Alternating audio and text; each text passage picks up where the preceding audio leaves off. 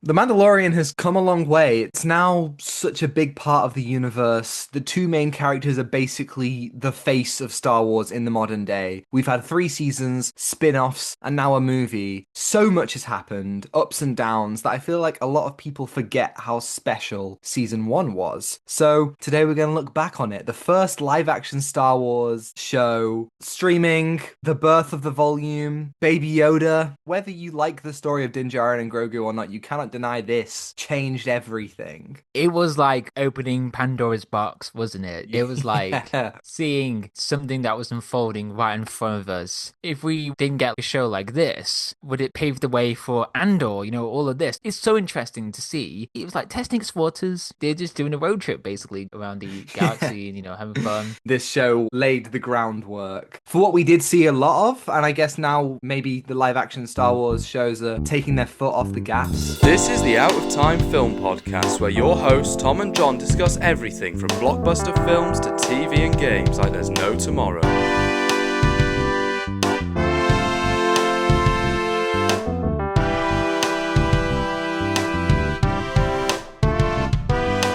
I just remember sitting there watching the first episode. I just think there's something magic about it. From that initial moment with the door opening to reveal Din standing there is cinema. The Mandalorian silhouette, that brilliant music with the bass recorder, which is unlike anything we'd ever heard in Star Wars. It's so exciting then, and it's still so exciting now. Just the idea of doing that is, I think, awesome. I think that's one of the coolest introductions ever gone. Like a Western, like Clint Eastwood enters a bar and then he's going to shoot someone. That's the type of vibe. I mean, Star Wars is an opera, space, sci-fi, Western. And what's interesting is this show has a very episodic structure. When you go down later seasons, it does stick to a story. There's something going on with Mandalore, and Bo-Katan comes back in season 2. But mainly for this season, it's exploring the Mandalorian and his relationship with Grogu. And I like that. I like it's in that episodic structure because it's like, hey, there's some filler. And that's great. Filler's the stuff that we kind of need to explore some stuff. Let's have fun. Let's see where this goes. Yeah, can you imagine this season without the quote unquote filler? You would literally have episodes 1, 2, and 3, I don't know, maybe episode 4, and then you'd be back to the fray with episode 7. You need 5 and 6. You need that kind of middle arc. I think this season really nails the balance between serialized stories and one-off episodic adventures. And I agree, like the later seasons do struggle a little bit more. Not that there isn't good stuff in there, and we have done videos and all that, but I think that this season it did get that balance right. And I wish, as ever, it was more than 8 episodes. I mean, come on, stretch that middle arc.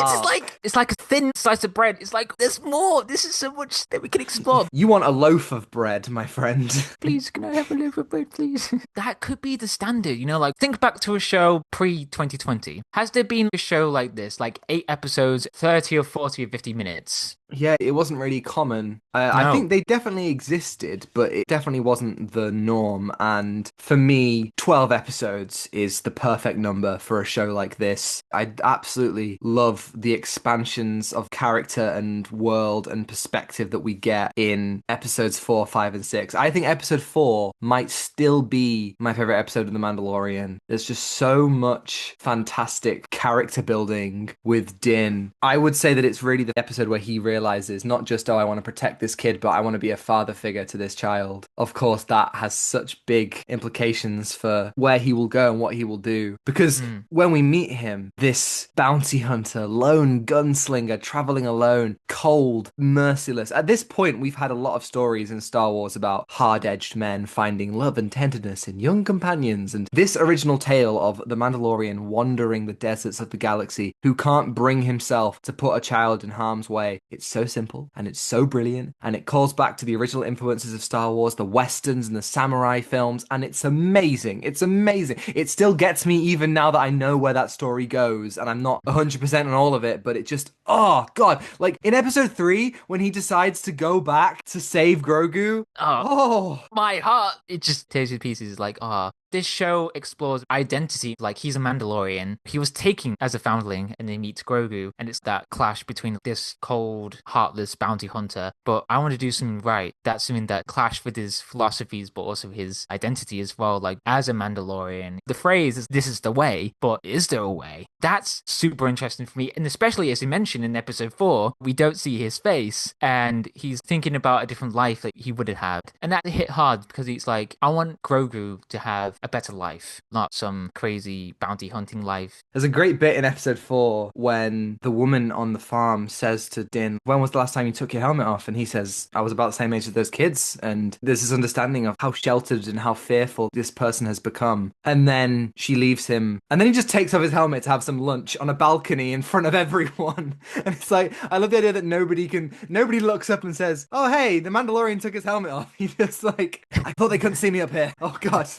I love it. I really like how in season 3, the thing that the Mandalorians come to accept is that there is not just one way. It's not about not showing your face or showing your face. It's not about being true to the creed or whatever. Mandalorian season 3 shows us that for Mandalore to survive, it moves beyond that and you can be whatever you want to be. I think that reflects modern religion. And the thing about this season is it's not this season that tells us that the covert is a cult. It's season 2 that tells us it's a cult. And, I don't know if that's necessarily what I see. I mean, like, yeah, they are very rigid, as we see in the Book of Boba Fett, but they're also scared and they're alone and think that by following rules, they can find some sort of reconnection to their own heritage and safety. And I think the great thing about this season is that we see the Mandalorians understanding that, okay, we might not like, because they don't really like Din. They think he's a bit of an asshole. No, they don't. They're like, who's this guy? He's a stinker. Who will let him in? Exactly. And then for that moment again in episode 3 just has so many punch the air moments when the Mandalorians all come together to protect Din and to let him and Grogu go free. And we see in episode 8 that has massive consequences. And yet that's them expressing that their way is to protect and ensure the safety of their own people. I think that in this season we see a really beautiful idea of refugees and welcoming others that I think we do kind of come back to in season 3 a little bit, which is interesting. Yes, and the fact that he gets his Beskar armor as well, which is interesting because it's also thinking about his contribution towards the covert, like, hey, I got some Beskar, this is something that would work really well. But then it complicates a bit further in terms of like, oh, yeah, I delivered, give me the Beskar stuff. But I think that's clever as well that you use the Beskar to save Grogu.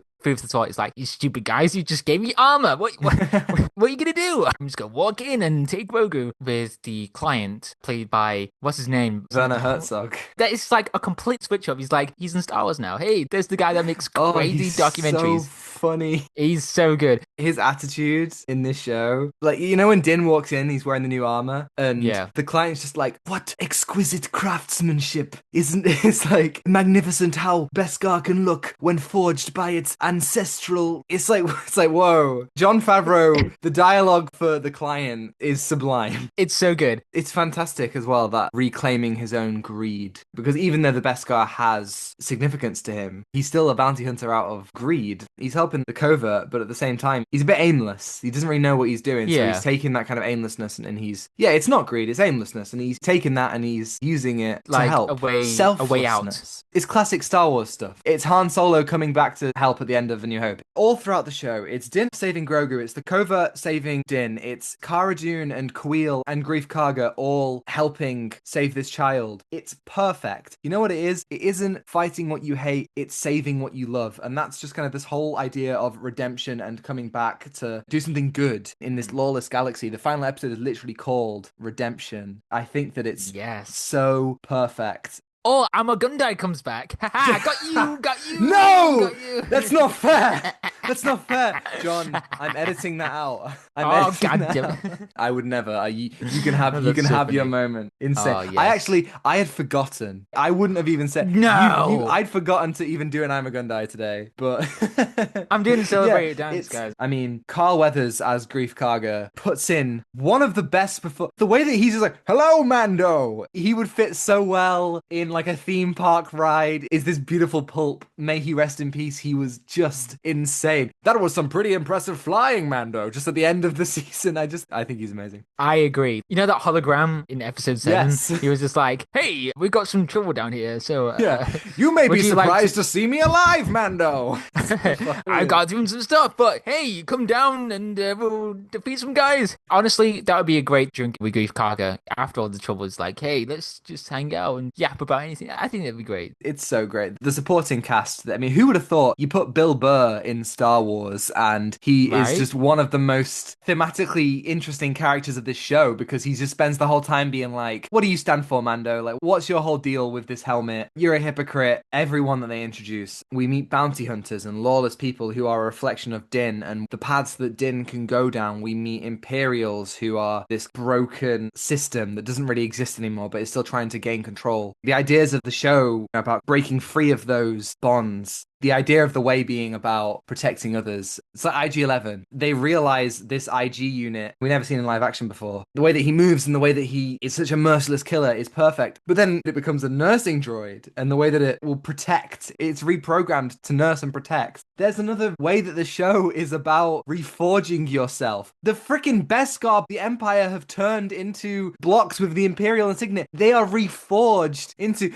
This season is so good. Oh my god. No matter what happens next week when we cover Mandalorian and Grogu, if it can recapture just like a glimpse of this season, I will be so happy because this is so good. I completely agree. It's like there's so many great moments with characters that can redeem themselves or characters that really help each other. With Creel, at the very first episode, he's like, yeah, I'll help you. And it's like, oh, is he a trustworthy character? But then later on, there's more trust and there's more care with all the characters that come together. It's so sad when you find out about Creel. He was a character who been so much and he thought, you know what, this is the time to help to fight against the Empire. The ending of episode 7, not just with Queel's death, but Moff Gideon in this season, the perfect villain. He has so much presence. It's rare that we see an Imperial commander so in control. It's rare that we see them not quaking under the fear of Vader or bumbling around. But this guy, he arrives and he shakes everything up. He makes a single small garrison of troopers feel deadly. And then there's just Giancarlo Esposito, aura. Yes, it's just Gus Fring in space, but it works. It is a shame how he went out in season 3, but his introduction in this season works so well. Because what do you mean you only introduce your villain in the penultimate episode of an 8-episode season? And it works really well. You know how many times I've criticized shows for doing that? And it works here. It works so well here. And then there's the implication at the end of episode 8 with the Darksaber, and it's like, what do you... That's so crazy. And if people don't know, the Darksaber is a symbol for leadership for Mandalore. We've seen it throughout Clone Wars with the Death Watch, then Maul, and then suddenly it's here. It is in Rebels as well, John. Oh, so that's God, something that you I need haven't to... seen Rebels yet. I haven't seen it yet. So God damn, you got me, Tom. You bring up Death Watch. I just remembered when we see Din's origin story and him getting saved, he is saved by Death Watch. Yes, the covert comes from Death Watch. It's a very confusing thing. I'm talking about all this stuff about the covert as refugees and as good people and maybe as a cult later on, but then also they learn but they come from Death Watch, which is awful. And so, yeah, I don't really know. I think this show is very, very complicated when it comes to its implications of the past. Like introducing Bo-Katan and never once really considering the fact that she like burnt a village and, you know, in that one episode, it's like, was that the wind? What was going on there? Like it was the wind. It wasn't. She wasn't there. It's fine. I think the thing about this season is that it is very small scale. It is going to build further, but it does introduce things that I think it gets away with not necessarily going too deep into. So the Darksaber is one of those great things where it's like, if you know what that is, you're like, oh my god, this changes everything. If you don't know what it is, it's like, oh cool, Moff Gideon has a cool lightsaber. And I think the show throughout has always done that very well, as in like, you introduce Bo-Katan and people who know go, oh my god, it's Bo-Katan. But if you don't know, it's just another Mandalorian who challenges what Din thinks a Mandalorian should be. Same with Cobb Vanth and Boba Fett and Ahsoka. Just these ideas of like, what is a Mandalorian? What is a Jedi? What is an Imperial? This show, when it's at its best, is asking all those questions. And I think that the best thing about this season is that pretty much every moment is asking you those same questions of what does it mean to be a Mandalorian? What does it mean to be somebody in this galaxy? What does it mean to be a good person? And episode 7 of this show aired on the same week that The Rise of Skywalker came out. That it kind of is mind-blowing to me that it was that close to the sequels. That's when this kind of era started. It's just so interesting what was happening, and this show birthed the volume Obviously, the volume is in its infancy, but simultaneously, I think it looks better here than it does in most of Star Wars. Like, like, what are your thoughts on the volume in this season? Well, the first time I watched it years ago, the volume didn't affect me as much. It's not as distracting. In episode 2, when Din walks with Grogu in that canyon and gets jumped by the other bounty hunters, that's great because it felt real. The volume, it's great for cost cutting with VFX time and time constraints. It looks good in this season. There are a couple episodes that the DOP is Greg Fraser, and you just think to yourself, I mean, come on. Greg Fraser? Genuine, Greg Fraser was DOP on some of these episodes, and he is one of the pioneers who made the volume. You know, What? Like, yeah, knows how to use it really well. Yeah, 100%. Why do you think that the Batman uses the volume so well? Yeah. Or that same I technology? completely forgot about that. Yeah. What? And so that's all great, and I agree with you 100%. I mean, there are a couple moments, like in episode 5, where they're on speeder bikes, and it's just a bit like, maybe another one of those. I mean, Just do that again. Just do that again. there are clunky aspects of this season, you know. I really like Cara Dune as a character, but I don't love Gina Carano's performance. There's so many times where I just think, are we gonna do another take of that? Are we gonna maybe try that one again? I think there's that same thing with Toro Calican. Is that his name? You know, the guy from episode 5 who's like, I'm an up and coming. Him, Calican. Yeah. There are clunky parts of this season. We've now covered all 3 seasons of The Mandalorian. We're moving into Mandalorian and Grogu next week. By the time this video comes out, the film is already out. So who knows what we're walking into. But rewatching this first season, and I am going to rewatch season 2 and Book of Boba Fett and season 3 before the movie. I just think that if they can recapture this, the confidence of the storytelling, the simplicity of it, the direction that they want to go is so clear, then give me 1,000 more seasons of this. They cook so hard here, man. They really, really did.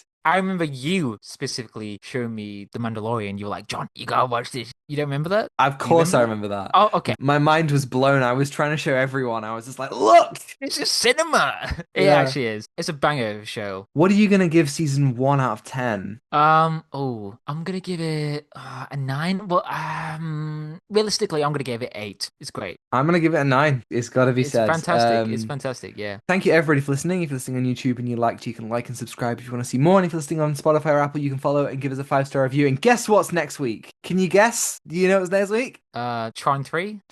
Tron 3. Tron Ares. Again? No, Tron Ares I'm again, trapped. guys. I'm trapped in a time loop. It's the Mandalorian and Grogu. Of Oh my course. God, what? No, I knew that. I'm nervous. New I'm Star nervous Wars. too. I am always keen, news. but I'm like, we're treading somewhere. I don't know what it Fingers is. crossed. Possibly. Fingers crossed. And you can send us an email. Let us know your thoughts on the Mandalorian and Yes. Grogu. And we'll answer it right here in the podcast next week. Yeah, so you can follow us on Instagram at Out of Time Film Pod to see our incredible thumbnails from Zain, on Twitter for more thoughts from Tom and me, and TikTok to see edited clips, which are all also on Instagram, Reels, and YouTube Shorts. And you can find links to that all in the description below. Thanks to Elle for the excellent theme, and Ronan for logos as always. And I think that's everything. Takeaway given. Give nothing back. Goodbye. Goodbye.